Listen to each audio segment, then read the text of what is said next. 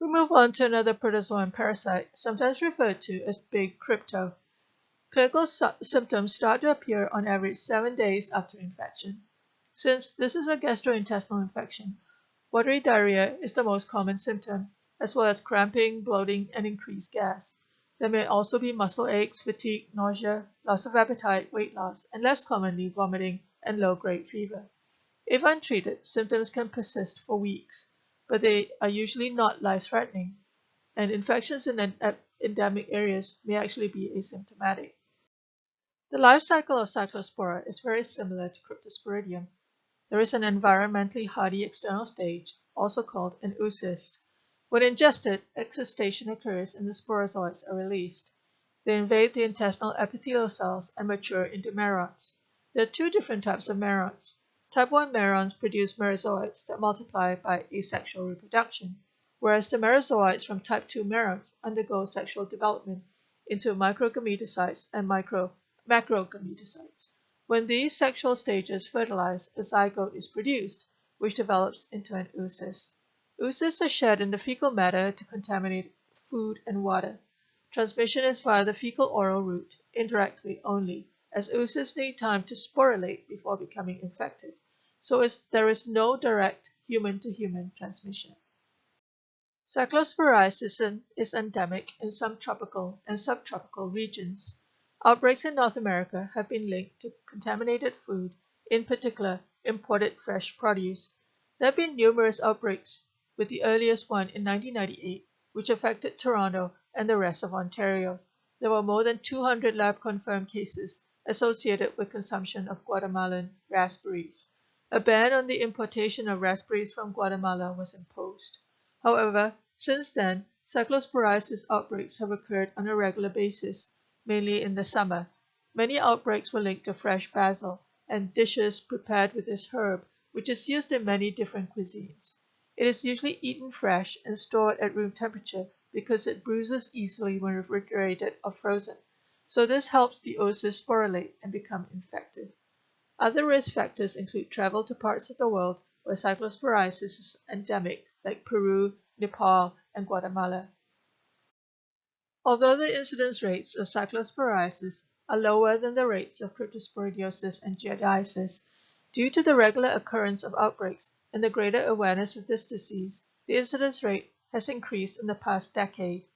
This is especially obvious in Toronto, and both the Toronto and Ontario rates are higher than the national one. I will be providing details on the more current and recent outbreaks in the next few slides. The last investigative report on cyclosporiasis exposure sources and settings for Toronto was in 2016. The results indicate that the majority of cases acquired their infections abroad, and a smaller percentage, about a fifth, were exposed to contaminated food, either through ingestion or purchase of the items in a local store. The most recent outbreak of cyclosporiasis occurred this summer.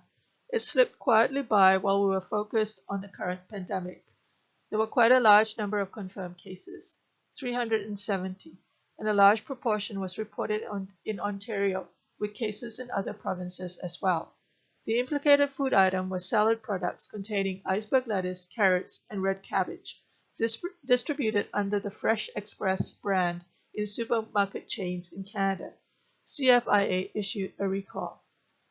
Prior to the latest outbreak this summer, there were outbreaks almost every year in the majority of cases in Ontario. There was likely an outbreak in Toronto in 2017 based on the peak in incidence rate in the 10-year epidemic graph. However, I was unable to confirm this as Toronto Public Health has stopped releasing their annual surveillance reports after 2016.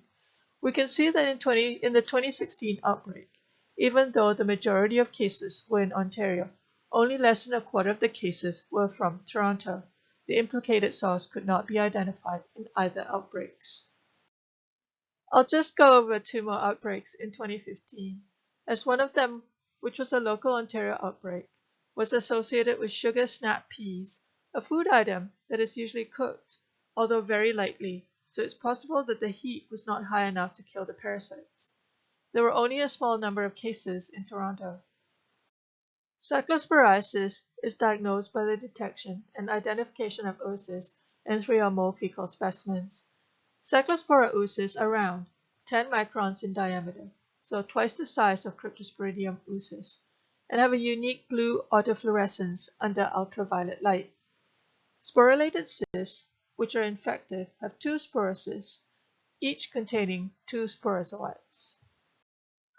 Treatment is available for cyclosporiasis, so it is best to seek medical care and get any persistent tummy bugs treated, as untreated infections may drag on for weeks or months, even though most healthy individuals will recover eventually without any treatment. To prevent transmission, it is best to avoid consuming fresh produce and drinking cold beverages from street vendors when traveling in endemic areas. Good hand hygiene after handling fresh produce, which should be washed thoroughly, especially if it is imported, is recommended. Outbreak investigations and tracebacks have been helpful in implicating sources of contamination, although most of the food items are usually not available for testing due to their perishable nature. The next protozoan disease is toxoplasmosis. Most healthy individuals are asymptomatic, although there may be mild flu-like symptoms initially, such as tender lymph nodes and muscle aches. However, toxoplasmosis is particularly dangerous to pregnant women, as it can cause severe damage to the fetus, especially if the infection is during the first trimester.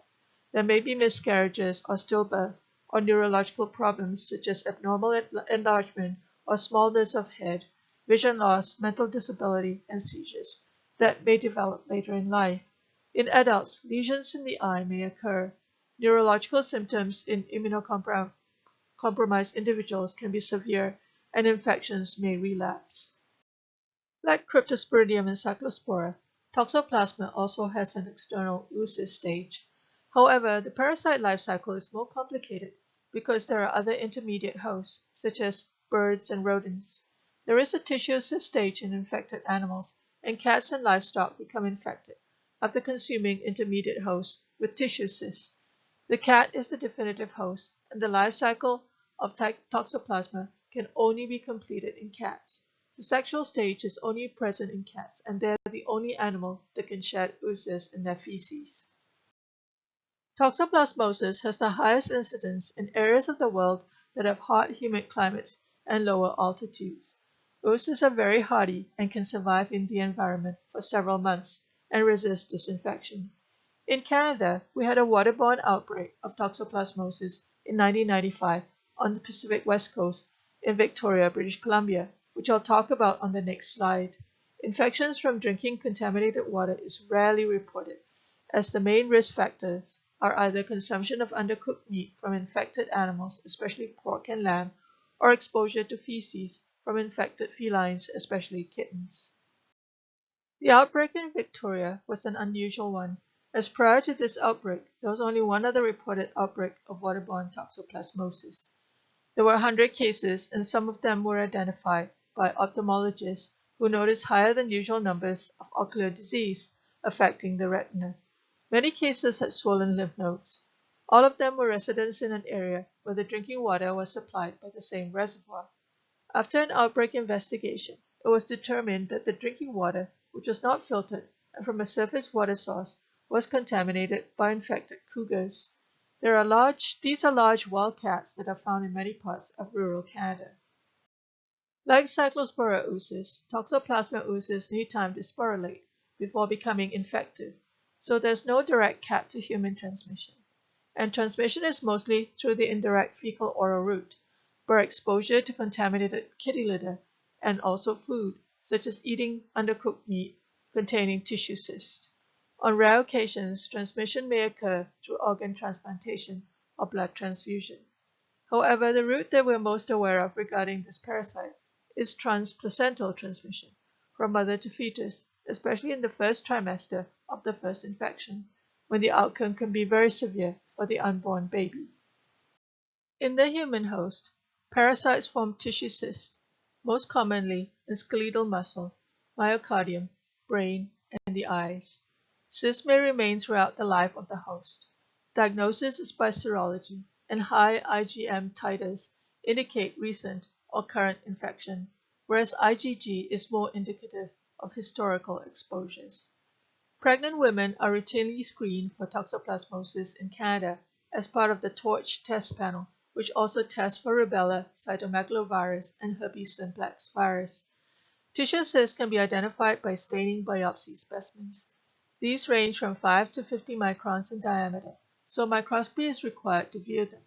Molecular methods are used for detecting Toxoplasma gondii DNA in amniotic fluid for congenital infections. Most immunocompetent individuals will recover without treatment, but drugs are available to treat the most susceptible groups, which are pregnant women and newborn infants who may have acquired the infection in utero. All individuals with ocular disease and immunocompromised individuals need to be treated. To prevent foodborne transmission, it is necessary to cook meat to the required temperatures, which is dependent on the type and cut of meat. Whole cuts usually don't need to be heated at as high a temperature as ground meats, unless it's poultry, which needs higher temperatures due to the higher bacterial contamination present. Since you're all public health students, I'm sure you know these temperatures in your sleep, so I won't read them out. Other measures to prevent foodborne transmission are freezing meat for several days before cooking to kill any cysts that may be present, peeling or washing fruits and vegetables thoroughly before eating in case of contamination by soil or waterborne oozes, and careful washing of food preparation areas and utensils, as well as good hand hygiene, especially after handling raw meat. Due to the presence of environmental oocyst contamination from infected cats, either wild or domesticated, it is advisable to avoid untreated drinking water. Wear gloves when gardening and during any contact with soil or sand, because it might be contaminated with cat feces that may contain Toxoplasma oocysts. Wash hands with soap and warm water after gardening or contact with soil or sand, and educating children about good hand hygiene, which I'm sure they know by now due to the pandemic. And also keep outdoor sandboxes covered in case cats use them as litter trays. Cats should only be fed canned or dried commercial food or well-cooked table food and not raw or undercooked meats. Litter boxes should be changed daily, as oocysts do not become infectious until 1 to 5 days after they're shed in cat feces. For those who are pregnant or immunocompromised, changing cat litter trays should be avoided, or disposable gloves should be worn with good hand hygiene after that. Cats should be kept indoors to prevent exposure to wild rodents, and stray cats should not be handled or adopted, especially kittens who can shed large amounts of oocysts. It is also advisable to avoid getting a new pet cat during pregnancy,